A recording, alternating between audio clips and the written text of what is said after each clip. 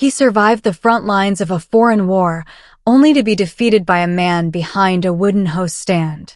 But the manager didn't realize that when you try to push a soldier back, they don't just retreat, they regroup. The evening light slanted through the polished mahogany rafters of the Sterling grill as Joe rolled through the heavy oak doors. At 48, he moved with the steady, practiced precision of a man who had navigated much harsher terrains than a carpeted dining room. His faded military jacket bore the faint scent of starch and history, and his veteran cap was pulled low, shadowing eyes that had seen the world break and mend. He clutched a small, framed photograph of his father in his lap as he approached the sleek host stand. Behind the counter stood Henry, a man in a crisp white shirt who was busy adjusting a silk tie in a nearby mirror. Joe waited patiently, the hum of the high-end crowd swirling around him. A full minute passed before Joe spoke, his voice a calm gravel. "Good evening. I have a 7 o'clock reservation under Miller." Henry glanced over, his eyes traveling down from Joe's stubbled chin to the metal frame of his wheelchair, then back up with a look of visible distaste. "We're fully committed tonight. You must have the wrong evening." Joe's grip tightened on the armrest, but his expression remained a mask of iron. "I checked the confirmation twice. It's for my father's birthday." "Look," Henry said, leaning forward aggressively, his finger already rising to point toward the exit. "We have a certain aesthetic to maintain here. Your equipment takes up too much space and frankly, it's a liability in a crowded room. Just head back out the way you came." The words hit harder than any physical blow. Joe felt the heat of a dozen stares from the polished tables nearby. He looked at Henry, really looked at him, and saw the same small-mindedness he had fought to protect others from. "I see," Joe said quietly, his voice devoid of anger, replaced by a chilling clarity. "You're making a tactical error, Henry." He turned his chair around, the wheels whispering against the floor as he exited into the night. The morning air was crisp, carrying a bite that felt familiar to Joe, a reminder of early dawn patrols where the world was still and every breath felt like a gift. He sat by the edge of his bed, his movements slow and deliberate as he began his morning ritual. It wasn't just about getting ready, it was a tactical preparation for the day ahead. He pulled on his faded military-style jacket, the fabric softened by years of wear, yet still holding the rigid structure of his former life. His hands, calloused and steady, moved to the baseball cap resting on his nightstand. He adjusted the brim, the word veteran stitched across the front in gold thread, a title earned through sacrifices that most people would never fully grasp. On the small wooden table beside him sat a framed photograph of a man with the same sharp jawline and kind eyes as Joe.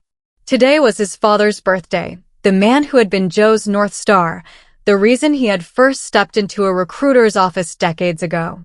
His father had taught him that a man's worth wasn't measured by the ground he could walk on, but by the integrity he carried in his chest. Since his father's passing, this day had become Joe's last mission each year, a quiet, solitary pilgrimage to honor the man who had inspired his service. Joe reached down to the wheels of his chair, his grip firm on the cold metal armrests. He felt a familiar twinge of hurt, a shadow of the shock that had initially defined his transition to civilian life, but he pushed it down. He wasn't looking for pity, he was looking for a moment of peace. The weight of the day felt heavy, a mixture of grief and a deep-seated desire to feel connected to the world he had fought to protect. He checked his watch. The reservation at the Sterling Grill was for 7 o'clock. It was the place his father had always talked about visiting, but never got the chance. Joe intended to fulfill that wish, a simple act of remembrance in a world that often felt like it was moving too fast to notice a man in a wheelchair. As he rolled toward the door, his reflection in the hallway mirror showed a man who was calm, but carried the visible scars of his journey. He took a deep breath, straightened his cap, and headed out into the slanting light of the morning, unaware that the quiet dignity he carried was about to be tested by a world that saw only the chair and not the soldier. The transition from the quiet sanctuary of Joe's home to the sterile, bustling atmosphere of the city felt like crossing a border into occupied territory. As Joe approached the Sterling Grill, the sunset hit the towering glass facade of the building, turning it into a shimmering wall of gold that felt intentionally designed to keep the world out. He rolled through the heavy oak doors, the conditioned air hitting him with the scent of expensive cologne and seared steak. The interior was a masterpiece of mahogany and brass, lit by low-hanging crystal fixtures that cast a soft, forgiving glow on the well-dressed patrons sipping wine at the bar. Joe felt the immediate shift in the room's energy. It was a subtle, collective turning of heads, a ripple of silent judgment that moved through the polished crowd like a cold front. He saw eyes flicker toward his faded jacket, then drop to the tires of his wheelchair, before darting away, as if looking at him too long might be contagious. He wasn't a man, he realized. He was an architectural inconvenience. Despite the internal sting, Joe kept his chin level and his gaze steady. He had navigated minefields and mountain passes. He would not be intimidated by a dining room. He guided his chair toward the sleek, darkwood host stand where a middle-aged man was busy inspecting his reflection in the mirrored backsplash. This was Henry, a man whose presence felt as artificial as the silk tie knotted tightly around his neck. Joe waited at the edge of the stand, the framed photo of his father resting face up on his lap, a silent anchor in a sea of superficiality. The contrast was stark. Joe's rugged, service-worn appearance stood as a silent rebuke to the curated perfection of the restaurant. As the seconds ticked into a full minute, the noise of clinking silver and light laughter seemed to amplify, making Joe's silence feel even heavier. He cleared his throat, a sound of grounded authority that finally forced Henry to look down. The manager's eyes didn't meet Joe's. They swept over him with a practiced dismissiveness, lingering on the baseball cap and the metal frame of the chair. The warmth Joe had hoped to find for his father's birthday was nowhere to be found in Henry's cold, analytical stare. The hostile territory had been identified, and Joe knew from experience that the first engagement was usually the most revealing. Joe didn't wait for an invitation to speak. He maintained the calm, rhythmic breathing of a man who had spent a lifetime holding his ground under pressure. "Good evening," Joe said, his voice steady and low. "I have a 7 o'clock reservation. The name is Miller." Henry didn't reach for the leather-bound guest book. Instead, he leaned forward over the wooden host stand, his body language shifting from indifferent to aggressively confrontational. His eyes traveled slowly down to the wheels of Joe's chair, his lip curling with a look that wasn't just skepticism, it was a blatant refusal to see Joe as a guest. "We don't have a Miller on the books for tonight," Henry snapped, his voice carrying just enough to turn the heads of nearby diners. "And even if we did, we are fully committed. We don't have the floor space for this." He gestured vaguely at the wheelchair as if it were a piece of discarded machinery rather than an extension of the man. Joe's grip tightened on the armrest, the metal cold against his palm.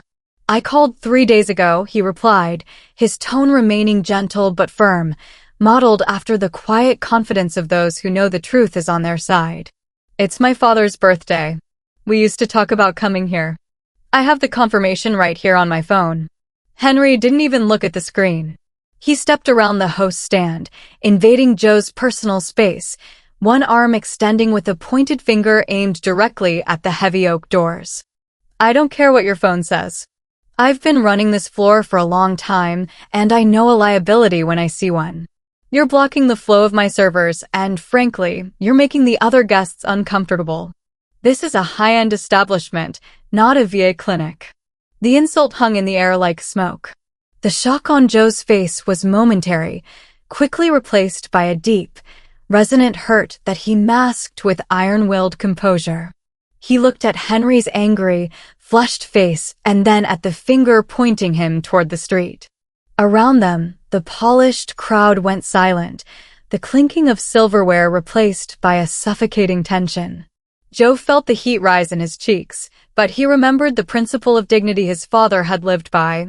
It is what you carry when others try to strip you of everything else.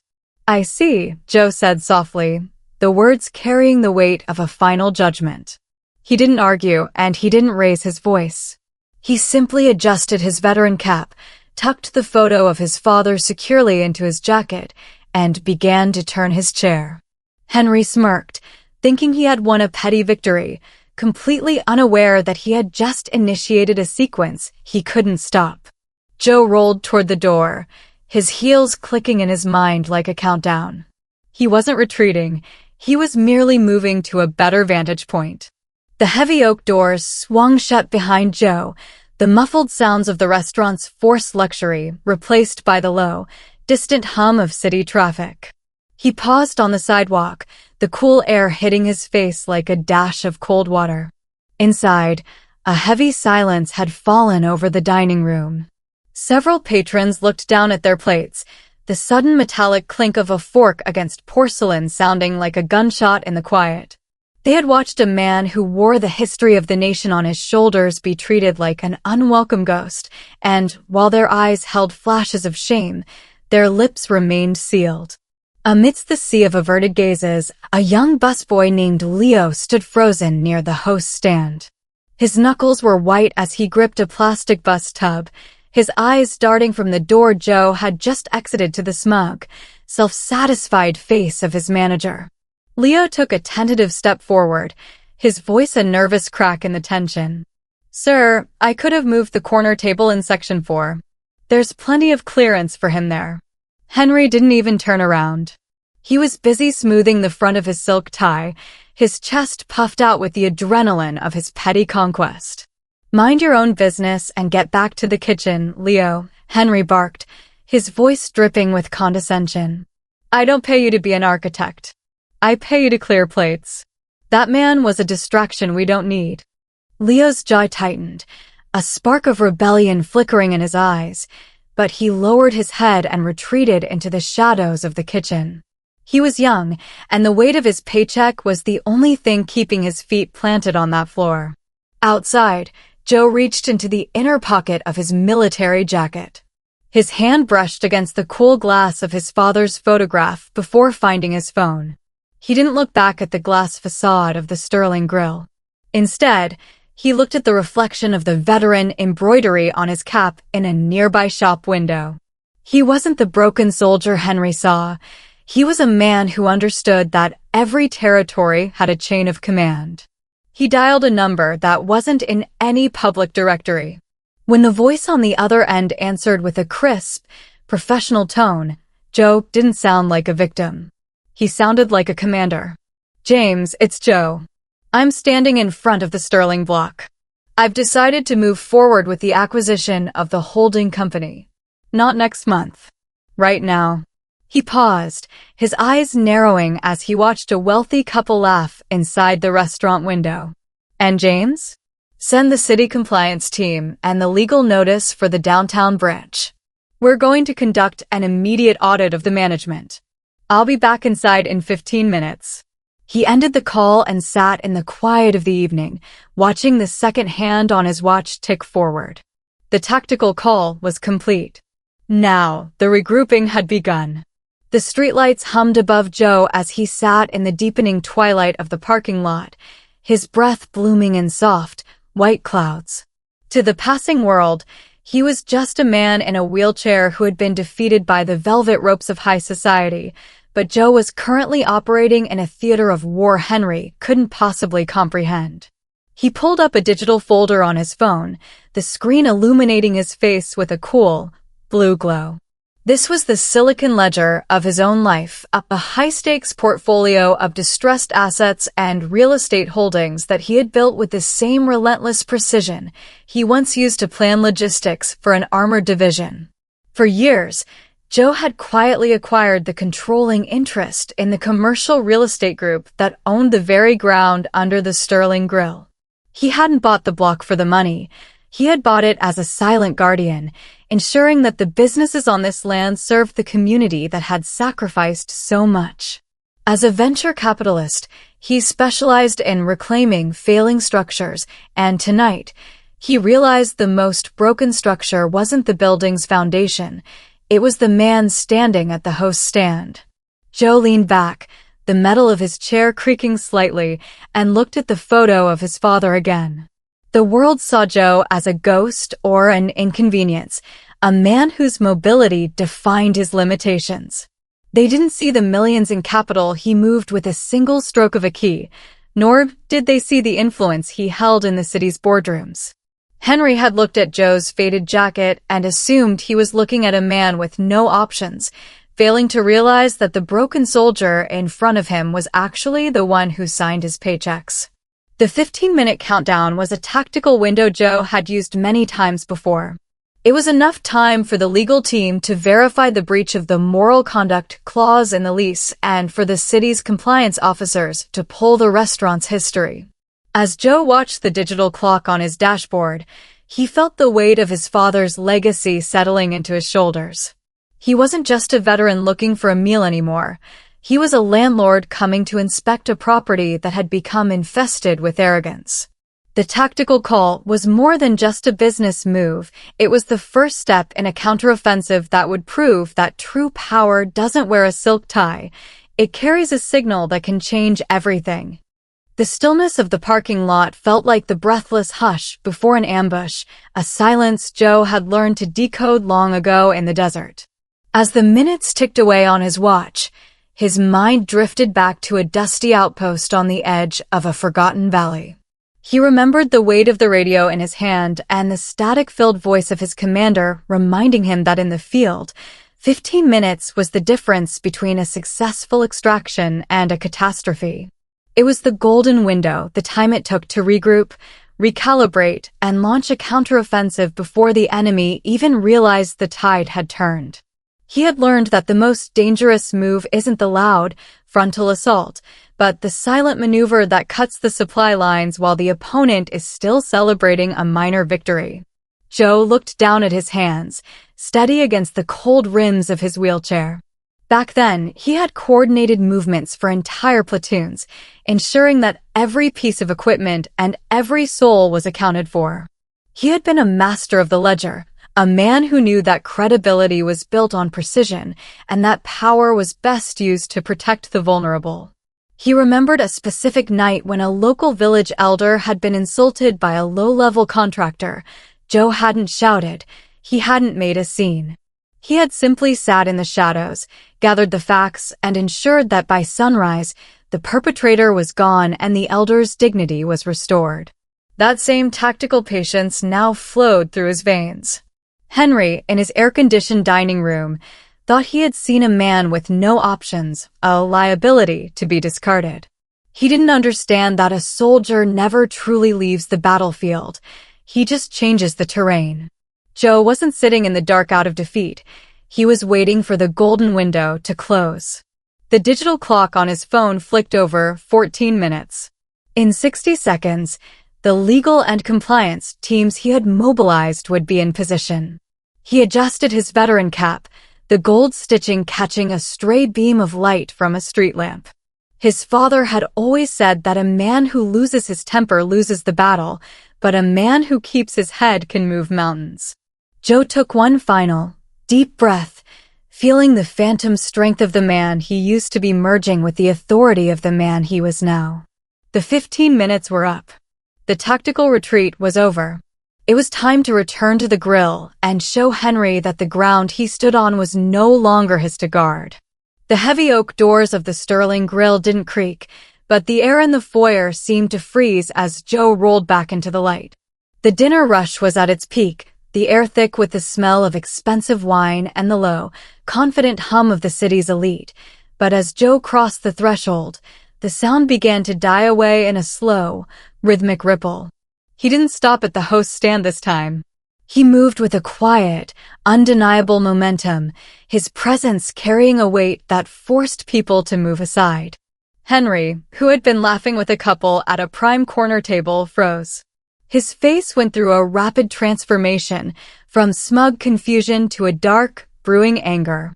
He marched toward Joe, his silk tie fluttering with the speed of his stride. I thought I made myself clear, Henry hissed, his voice a sharp blade of ice. You were told to leave. I'm calling security to have you removed for trespassing. Joe didn't flinch. He didn't even look up at the manager's reddening face. Instead, he pulled a thick, cream-colored envelope from the side of his wheelchair and placed it firmly on the host's stand. You don't need security, Henry, Joe said, his voice carrying the calm, absolute authority of a commanding officer at a briefing. But you might want to start clearing the tables. This restaurant is closed. The music cut out abruptly. Leo, the busboy, stood by the audio controls, his hand still on the dial, his eyes fixed on Joe with a mixture of shock and dawning hope. Henry let out a short, bark-like laugh. You're delusional. You can't close a restaurant because your feelings were hurt. Get out before I read the document, Henry, Joe interrupted, his gaze finally locking onto the manager's eyes with a chilling clarity. As of 14 minutes ago, the real estate group that owns this building executed a termination of your lease. Under the Moral and Conduct Clause and in direct response to documented violations of the Americans with Disabilities Act, this premises is being seized for a mandatory audit. Henry's hands shook as he tore open the envelope. As his eyes scanned the legal seal and the signature at the bottom, the signature of the man he had called a liability just 15 minutes prior, the color drained from his face until he was the ghost he had tried to make Joe. The silence in the room was now absolute. The patrons sat like statues, their expensive meals forgotten. Joe sat tall in his chair, the photo of his father steady in his lap, a silent witness to the moment the ground finally shifted beneath the bully's feet. Henry's frantic apologies began as a low mumble, a desperate scrambling for words that lacked the weight of true conviction. Mrs. Chin, Mr. Miller, I had no idea, he stammered, his earlier aggression replaced by a visible, trembling fear. If you had just told me who you were, I would have cleared the best table in the house. This is all a massive misunderstanding. Joe watched him, his expression as unyielding as the mountains he had once patrolled. The silence in the restaurant was no longer the cold, judgmental hush of the elite. It was the heavy, expectant silence of a courtroom. And that is exactly the problem, Henry, Joe said, his voice quiet but carrying to every corner of the room. Respect and dignity should never be conditional on a man's bank account or the title on his business card. Every person who rolls or walks through these doors deserves the same basic courtesy. You didn't fail a business test tonight. You failed a human one. Henry looked around at the diners, seeking an ally, but he found only averted gazes and the quiet, stoic face of Leo, the busboy. The clearing of the fog was complete. The artificial prestige Henry had used as a shield had evaporated, leaving only the reality of his character. Joe reached out and tapped the leather portfolio on the host's stand. I've spent years in the Silicon Ledger of business, tracking assets and liabilities. Tonight, you proved yourself to be the greatest liability this building ever housed. Respect isn't a customer service policy you turn on for the right people, Henry. It's a human one. Henry's eyes filled with tears of shame, his hands dropping to his sides.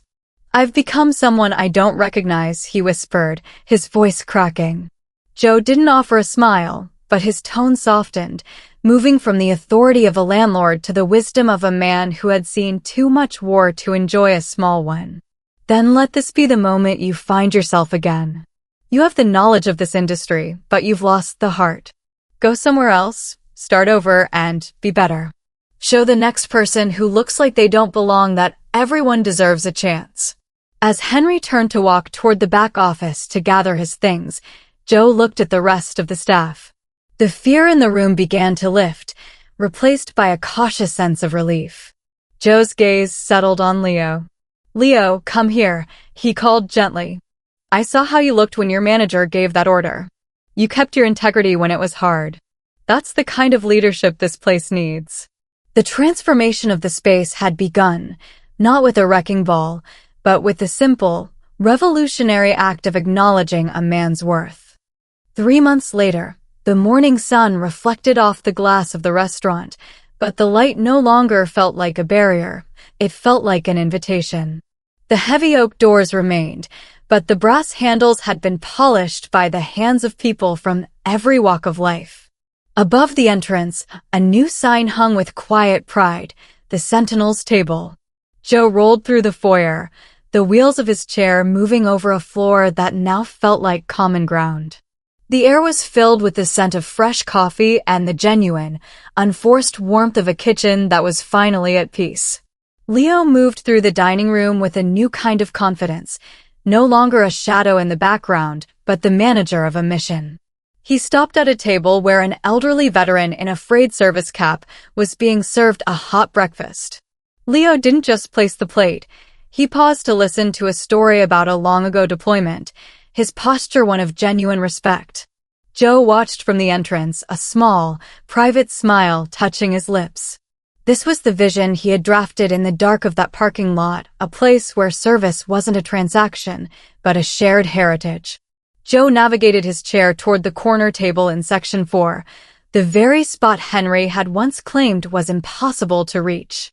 It was now permanently designated as the legacy table, kept open for those who had served.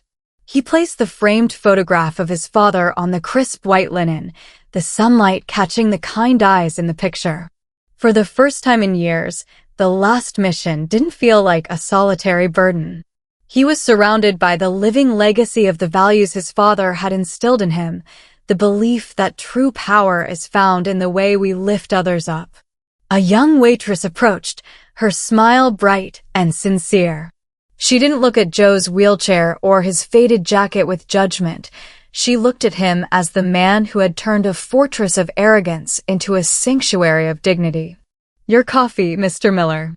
And the kitchen has your father's favorite breakfast ready." Joe nodded his thanks, the steam from the cup rising in a soft, steady signal of peace. He had learned that real change doesn't come from the bitterness of revenge, but from the courage to demand better and the wisdom to model what better looks like. At 48, Joe was still a soldier, but his battlefield had shifted to the hearts of his community. He looked at his father's photo and whispered a quiet, "Happy birthday," knowing that the signal they shared was finally being heard by everyone. The morals of this chronicle remain a signal for all. The weight of dignity, respect is a fundamental human right, not a luxury reserved for the elite or the able-bodied. Subverting the script, when the world expects you to retreat in the face of prejudice, the most powerful counterstrike is to remain anchored in your integrity. Leadership as service. Real power reveals itself in how you treat those who can do nothing for you. Anything else is merely a performance of petty authority. The power of the signal, one act of standing firm, one tactical call for justice, can dismantle a culture of arrogance and build a sanctuary of hope in its place. Joe's father had taught him that the world might try to strip you of everything else, but it can never take the dignity you refuse to surrender. As the morning rush hummed around him, Joe knew that while the battle for respect is never truly over, the ground beneath this restaurant was finally solid. The ledger was closed, the mission was a success, and the signal was clear. Everyone deserves a place at the table. If the justice served at the Sentinel's table moved you today, then click that like button right now. Subscribe to Blood and Roses Chronicles to join our community for more cinematic journeys into the shadows. Drop a comment below and share the most important lesson you took away from Joe's story. We love hearing your insights. Remember, others may see your struggles as limitations, but never forget, you hold a signal that can change everything. See you on the next one.